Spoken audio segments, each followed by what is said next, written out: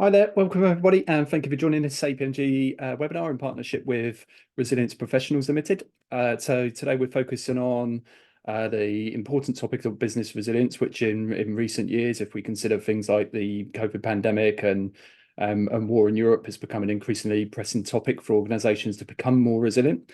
And that's what our presenters will be focusing on today. So I'm joined by Dr. Serhiy Kovela and Sheila Roberts, who will be taking us through the main content today, and we'll get stuck into that in a few moments. Serhiy, I can't see the slides at the moment. Could I just check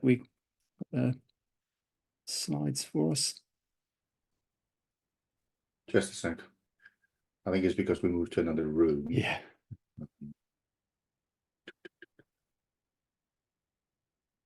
There we go. Perfect. Perfect. Thank you very much. So yeah, just before we get started properly, I'll just cover a few bits of housekeeping. So the first thing to note is we are recording this session. You may have just heard the transcript start.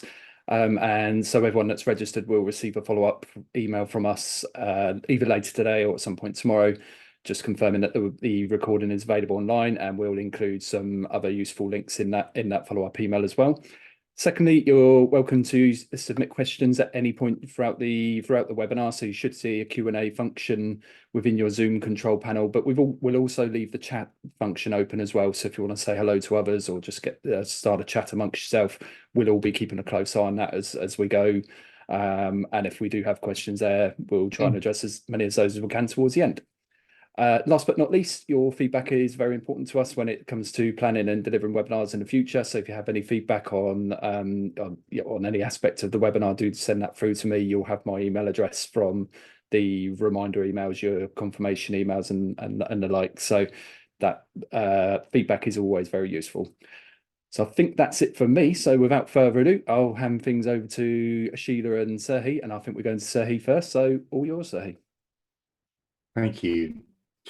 Hello and welcome, everyone. I guess this slide is full of details on the speakers, so I'm not going to go through all of it. I'm just going to say that today in this session, you have two individuals who are in their own way, each in their own way, are seasoned professionals.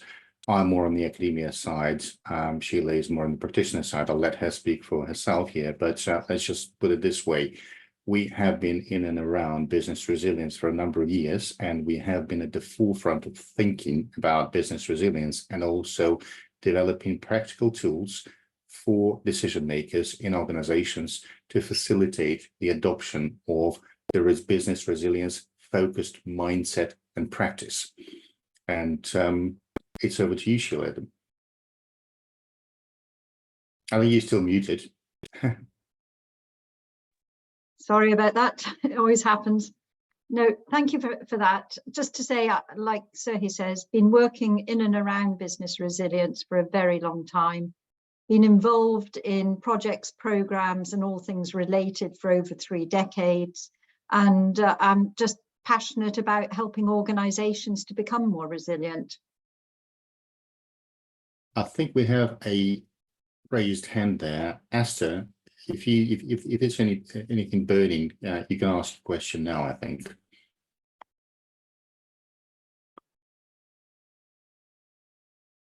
Esther? Well, perhaps put it in the chat. Yeah, you can just put it in the chat. I think it's easier.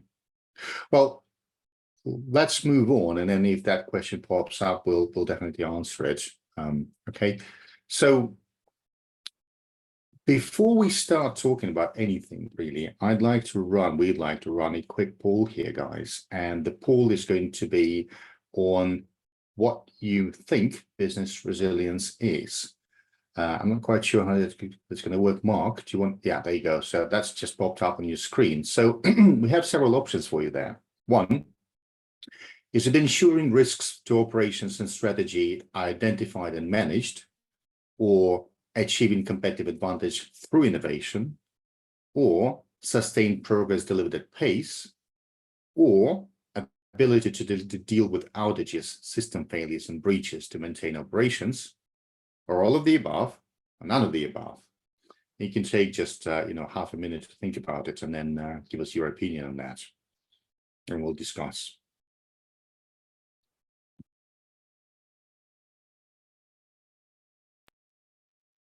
Just checking. So, hey, can you see the results live same way I can? No, I can't. Oh, right, okay. So I'll share those.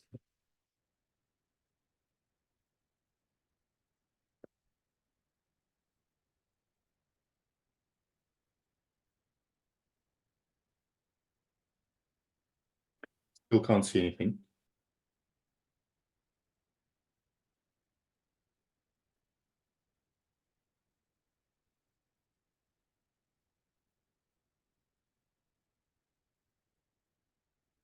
Do we have them yet? Right, we've got the, I'll end that poll now. So, right, share results. Ah, there you go. So we've got people predominantly. So one voted for sustained progress delivered at pace, and then predominantly it's all of the above. Well, actually, that's a very interesting choice, because generally speaking, you are right, but option 3 actually epitomizes it all in one brief statement.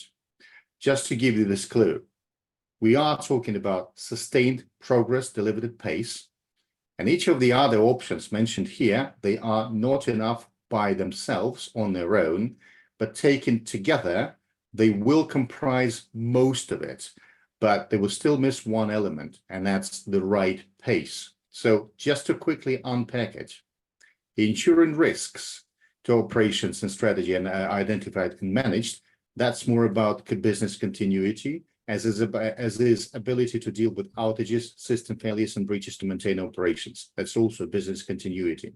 Now, achieving competitive advantage through innovation, that's taking opportunity into your own hands and actually trying to move forward in difficult conditions. However, when we talk about business resilience, it's a combination of things. It's trying to absorb shocks, retain your operations, but also use the energy of those shocks to propel yourself forward to a qualitatively better position in an otherwise very volatile, complex, ambiguous, and uncertain business environment. So that, to us, is epitomized by this one definition: sustained progress delivered at the right pace. Sometimes it's quicker, sometimes it's slower, but the pace is also very important.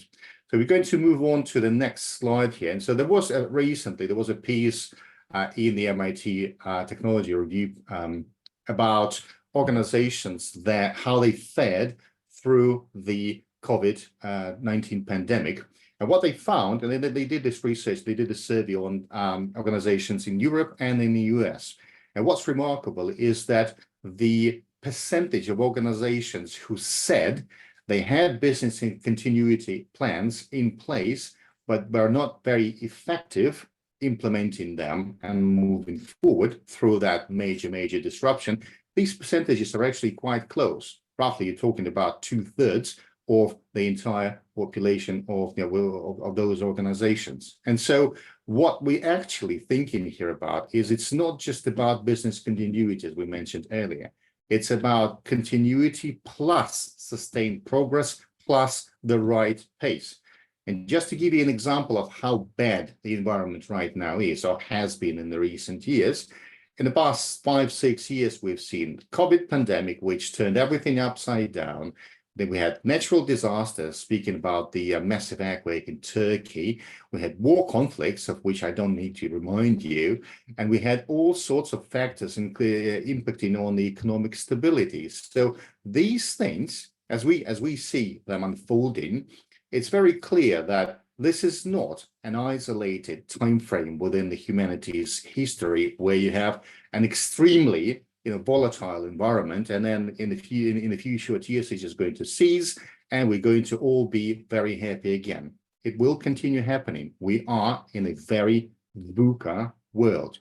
And just to give you an example of other disruptions which are not as drastic, as dramatic in terms of this is not an open conflict or a catastrophe, but these are some serious breakthrough type of advances in technology which are changing the way we live, work, operate as a humanity, and of course, how we work as businesses. So AI in that sense, I don't need to talk more about it, but let me just put it this way. AI has changed dramatically quite a few work positions in the industry and business models. And so in order to account both for the disasters and great opportunities presented by the latest advances in technology, we need to have speed, scale, complexity in the business, and we need to build that resilience by continuously sensing, assessing, and adapting to these things in order to thrive.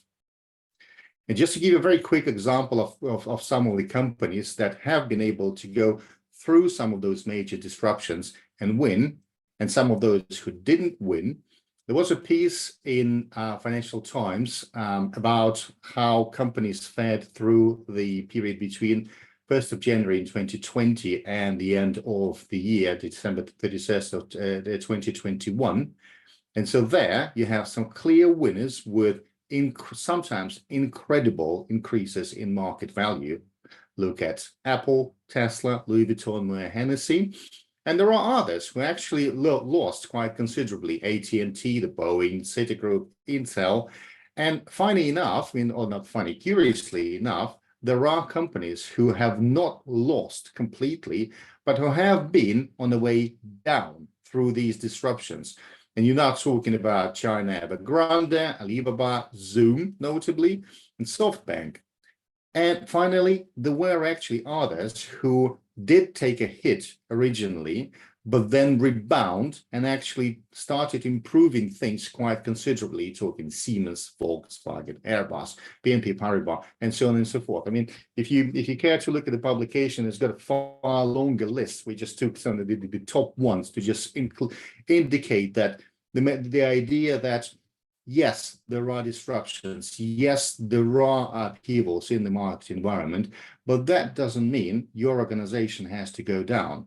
It just means that you have to embrace the mindset which acknowledges the fact these disruptions are not going away, they're going to continue.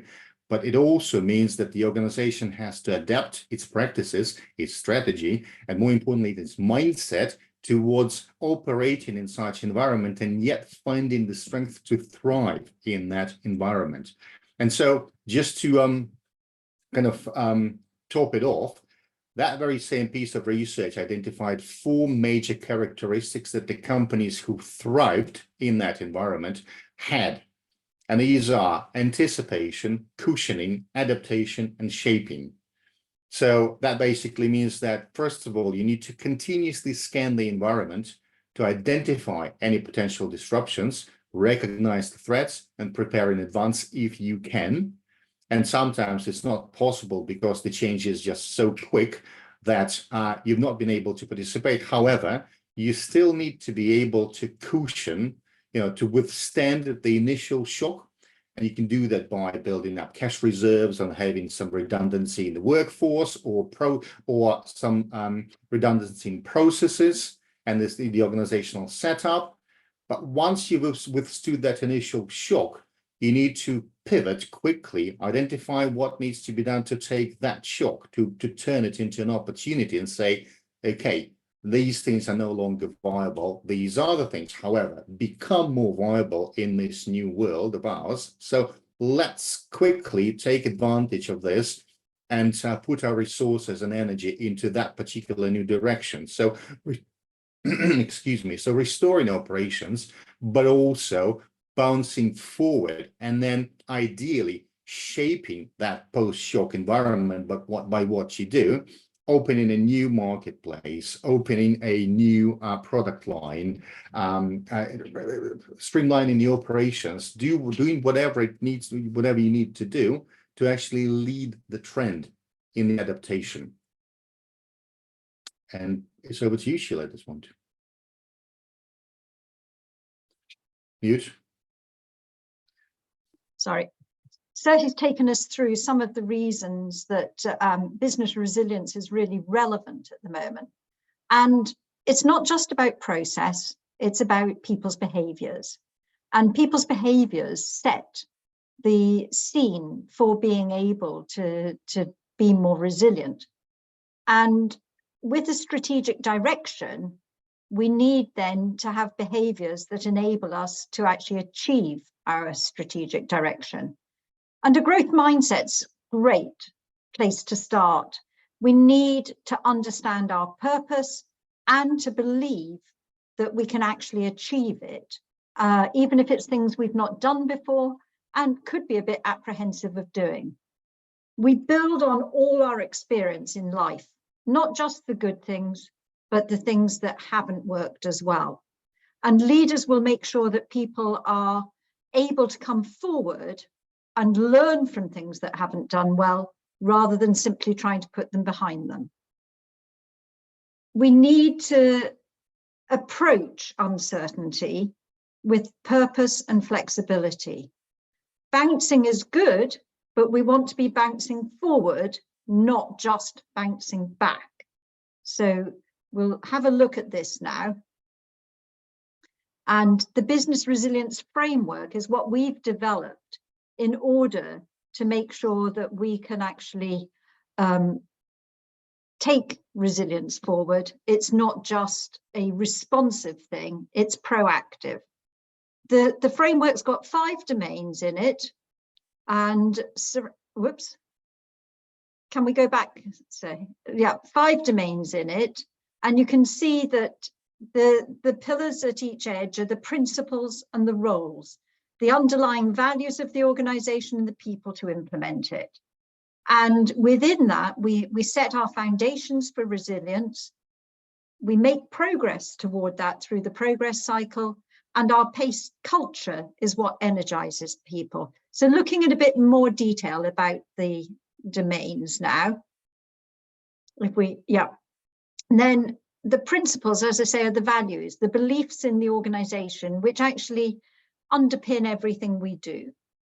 Our foundations are the functional capabilities that mean that we're actually going to deliver things that will create more resilience.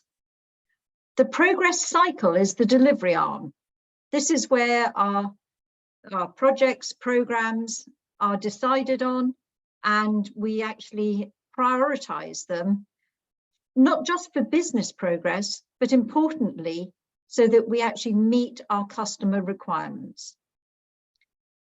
The roles are there. We don't necessarily need new people. What we need to do is to look at making sure that the responsibilities are covered. We need to make sure that key people have resilience on their radar. The culture, though, is seen to be critical. Organizations talk about culture being important, but people who make sure that they invest in their people appropriately will actually be more resilient. An appropriate culture means having a purposeful mindset, that they can apply the tools they've got because they've got the right capability and skills, and that leads to an elevated level of energy to do things. So with that purpose and professionalism, we'll have less burnout and less business failure. So if we consider the whole of the framework in a little more detail, on the next slide, great, then I'm not going to go through every step of this, because this isn't about lots of detail, but we've got 22 elements in total. We've got 7 principles and 3 roles, but we've got 8 elements of the resilience foundations, 4 in the PACE culture and 8 in the progress cycle. In our book, it goes through each of these in detail to enable you to understand what's needed and how to actually implement them. So much more detail in there. So if we look at where in the organization business resilience can be improved, we think about it as a whole organization thing, but everything starts with the individual. That can spread out to a team, and a team can become more resilient on its own or within its department or function, spreading out across departments to cover the whole of the organization. But organizations don't actually operate in a vacuum. they depend on their partners. We saw this a lot in the COVID pandemic and supply chain issues. So once we actually spread resilience across the partner network, then we truly are starting to become resilient. If we wanted to carry on with this, we could go to communities, governments, nations. But resilience is not just about one person's business, it's everyone's. So we can look at it from board level up or board level down or implementation level up, either way. We need a vision. We need to know what we're striving for. And then at the executive level to prioritize which initiatives and scope them appropriately. Chief Resilience Officer is becoming more common to see it in job adverts. That's the business resilience owner in our book, but we don't care what you call them so long as they've got the responsibilities. They need to coordinate action. But at implementation level, to actually build resilience or enhance resilience if it's already started, program management, project management, change management, risk management, and of course, portfolio level. But if you're lucky enough to have a PMO in the organization, they can be absolutely key to coordinating it all and also advising. So let's carry on from there. Over to you, Serhiy. Thank you. And so in the same vein of saying that business resilience is everyone's business in the organization, we'd like to coin this term here, total resilience management, which is a bit reminiscent of total quality management, but it's exactly conveying the purpose of it all. We are thinking about business resilience in the organization as everyone's business, as something that permeates the very fabric of the organization. And that basically is implemented in the PACE culture, which means you have to lead teams at every level with that focus on resilience. You have to institute, and that should encompass operational, financial, technological, cultural dimensions, everything there, in order to instill that mindset that you have anticipated, that you have prepared for every single disruption, you've responded to, and you've adapted and progressed after that.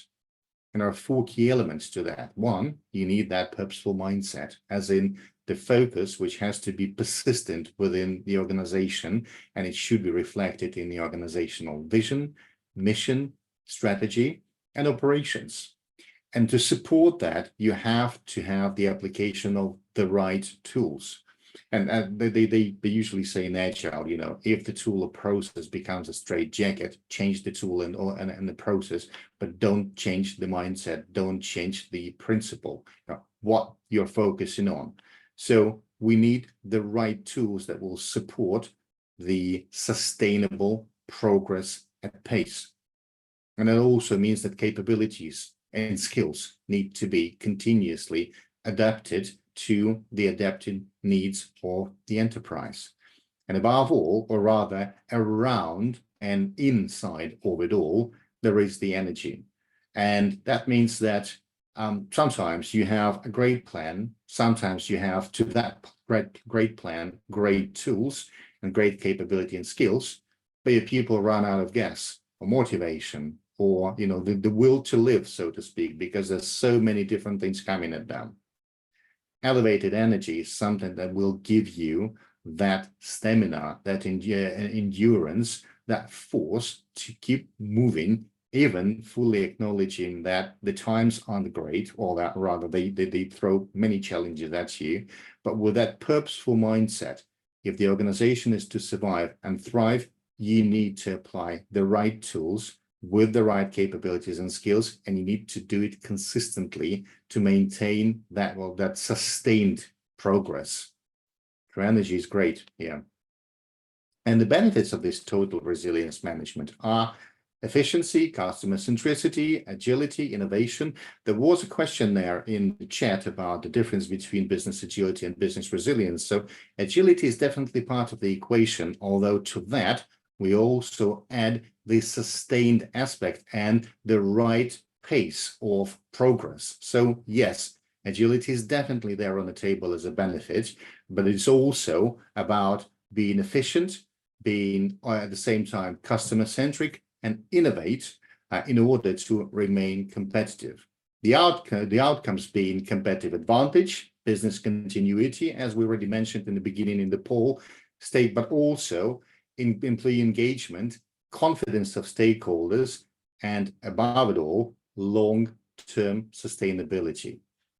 And so in order to just to quickly show you how one would be beginning to do it all, we have an instrument called Resilience Profile, which you would use in order to, first of all, establish where you are as an organization along those 22 elements of the business resilience framework. This is just a neat way of categorizing all these aspects of resilience, starting with operations, proceeding to the culture, going into the regular business as usual or project program-based operation implementation, and also roles involved in that, and the philosophy behind it, the principles, the operating, if you will, manifesto of how you would be doing it.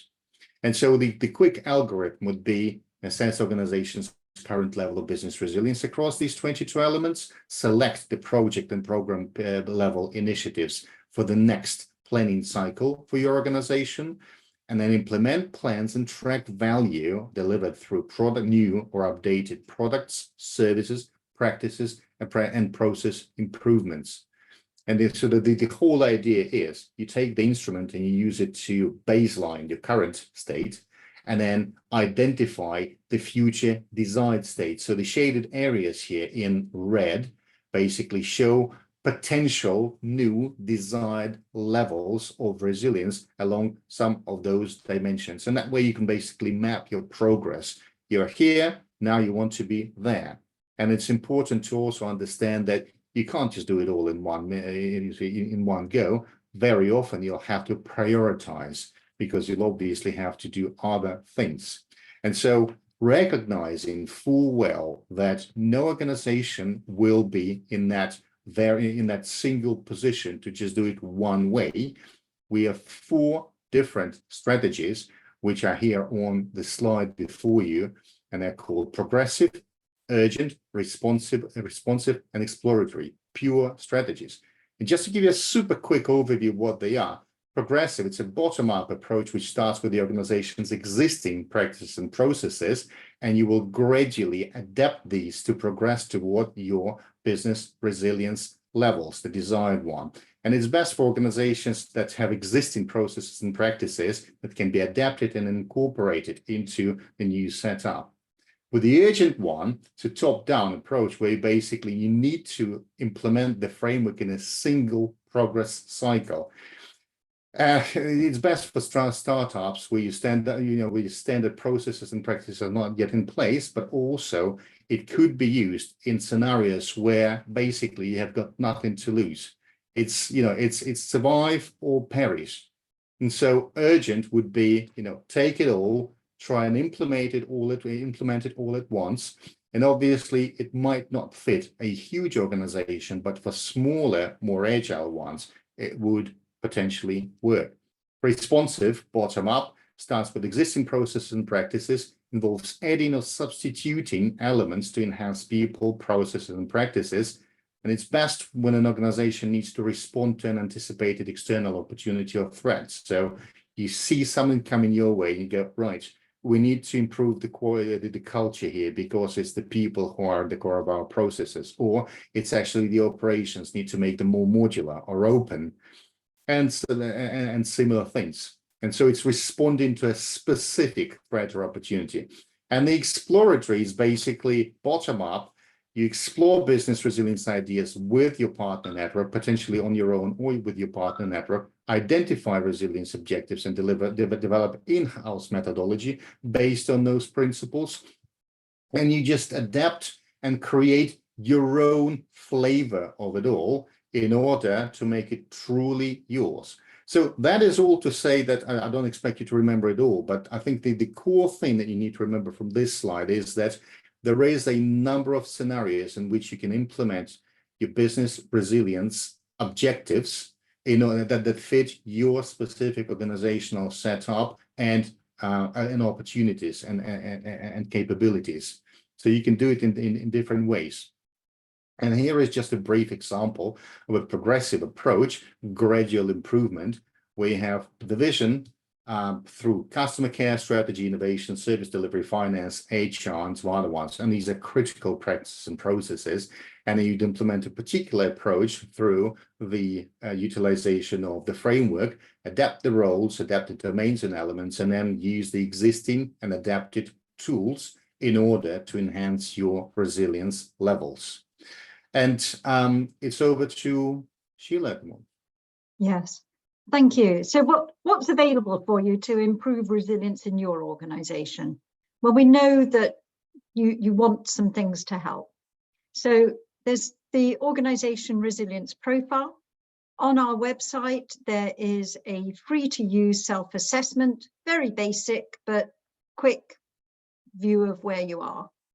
A resilience approach questionnaire, a business case with the resilience focus built into it, a prioritized value initiative or requirements list, organizational energy self-assessment. There's some videos and templates as well. So you can go to resilienceprofessionals.com and get those. In addition, so next one, Serhiy. Yeah, so what to do next? You can go get the free-to-use tools and templates. You can get certified in the Business Resilience Foundations. It's an APMG qualification, really useful, and one of those that will differentiate you from the pack. You can benefit by being here today from a 25% discount on your course. So contact us for that. Join us for future webinars about building resilience, but also don't miss out, because we're looking at the PMO conference in Edinburgh, 12th and 13th of November, and come and see us there. So the PMO conference, that's the one to think about.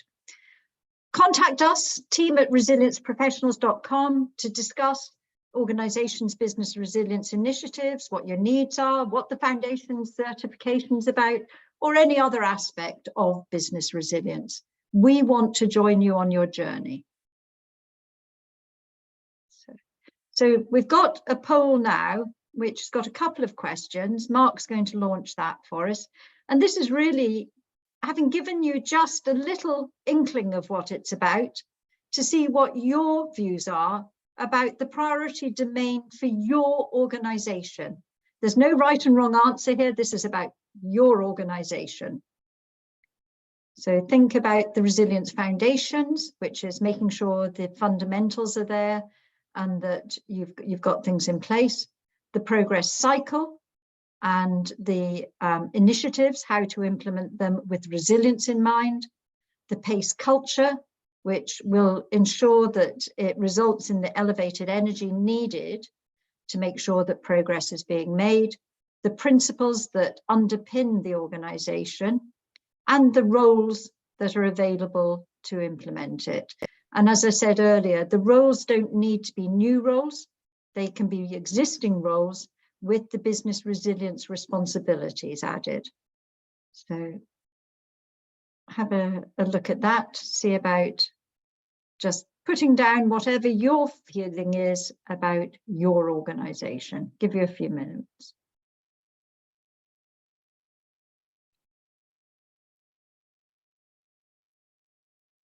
We're going to have time for some questions. I can see in the chat people are winding up, but we've got time for questions. So domains. Oh, the culture is the winner. But interesting, you've got the Resilience Foundations coming in second place. And that's interesting that some people feel their organization would benefit from strengthening the foundations. So thank you for that. And there's another question now. So Mark will pop that up on the screen as well. And this one is, is about the level that you think would be most interested in your organization again. So there's no right or wrong here. the level that you think will be interested in introducing business resilience, whether you think it's the people at implementation level who say, yep, we want the initiatives we're doing to be more resilient, whether you think you need the executive level on board to look at it more across areas, or whether you think it needs to be board level and starting from the top. When we were looking earlier, we said that it can start either way. It can start at the initiative level, implementation level, or from the board level. So who do you think is going to be most interested?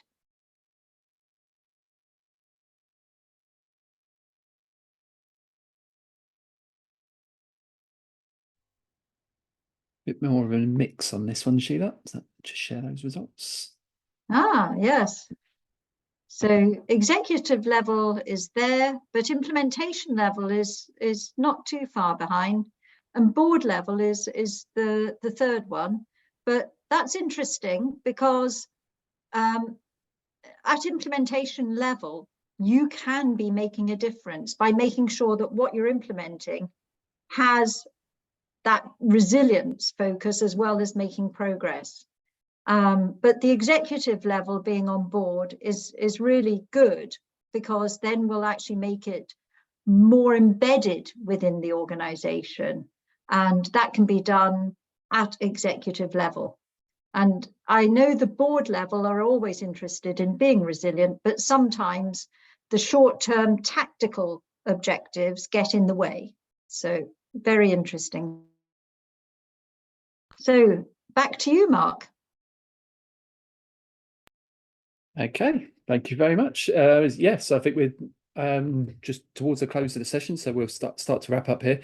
I know, Sheila, you did mention a number of things like the discount on upcoming course. We'll make sure we'll cover all those links in the follow-up email. So do look out for that. We'll be trying to get that out later today or at some point tomorrow. A few links there on screen as well if you want to take a look at a few things in the meantime.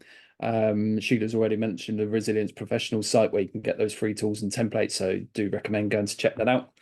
But for now, that just leaves me to thank everyone for attending. Thank you for taking time out of busy schedules. Serhiy, did you have something else to add? We have a question from Sean there. What roles would be best placed within the business to implement these? Maybe people who have involvement with governance in their day-to-day roles. I think it's important to comment on that. David, do you want to take this one? You're muted.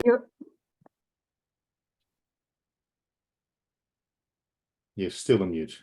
I'm still on mute. How am I now? Good. You're good. Okay, great. Okay, so thank you very much. So that was the question about which roles might be suitable. And yeah, within our model, we were thinking very much about, well, who would need to own this type of initiative at the top end? The Chief Resilience Officer. And that type of role is one that would be very suitable for somebody who is representing the investment in the new products, services, practices and processes in the organization. So that can often be with particular heads of the business, or it might be head of PMO. It might be that type of role. Then there are those people who are going to be involved in bringing about significant change. One of the things we picked up from today's poll is the importance of the PACE culture. And these cultural changes take time and take investment. So often that's the type of role that will be held by a program manager with support of a change manager. And then finally, all those other implementation level pieces of work, which may well be smaller packets of work, can often be delivered as projects or initiatives. And so we think there in terms of the project manager. Which things might be priority? Well, again, we mentioned the risk managers as well, and it may well be that they have something to bring to the party in terms of assisting with prioritization. So thanks very much for that question. And these people all have a big part to play in the realization of the value of business resilience, which will be presented typically in the form of a business case, a resilience business case. I'd like to add a little bit here. So specifically in terms of if you are not the person making these decisions, how would you realize in the value of it all? How would you be able to pitch the idea that such changes are needed to the organization?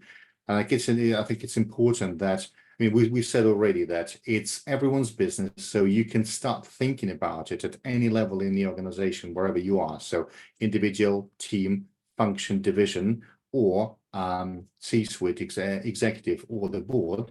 However, it's important when you are advocating, when you are pitching this idea of enhancing business resilience, you need to tie it very closely to the KPIs that that specific individual or group of individuals will have in mind for their own performance. So it could be the the bottom line, or it could be the business stability, continuity.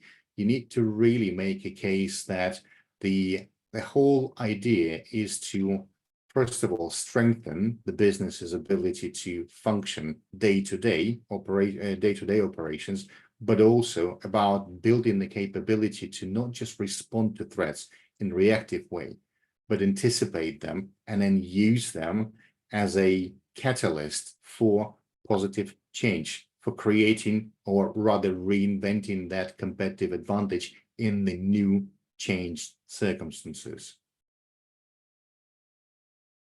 Thanks, Serhiy. So there's one other question I thought would be nice to touch on before we sign off. Sheila, I know you did look at it during the session, but I thought this might be one worth expanding on. So what are similarities and differences between business agility and business resilience? Now I'm not the expert in agility. David and Serhiy are more expert than I am. However, I do know that business agility is looking at responding to the environment in an agile way, making sure that you're responsive, you're rapid, but business resilience comes at it proactively to make sure that whatever is coming along, you are ready to tackle it. It's not that you know what's coming along in every circumstance. I don't think there were many organizations that had some of the recent crises on their radar and on their risk log when they came along. But what business resilience will do is make sure that you've got things in place that enable you to respond well and give you the strength in your underlying foundations to make sure that you can withstand those shocks. I don't know if Serhiy or David wants to add to that. As I say, I'm not the expert on Agile. Sorry, if I may, I'll just add a couple of points. Thanks very much for that question, Mark. As somebody who's been on the on business agility for a few years, the way to look at this is that business resilience is very much an objective way of thinking about business and how will that business survive through the many VUCA situations that it may come across. So a strong vision about what the organization may become and the culture that it wishes to own and breed is really important. Agility is part of the in-process way in which the organization will need to respond to those initiatives.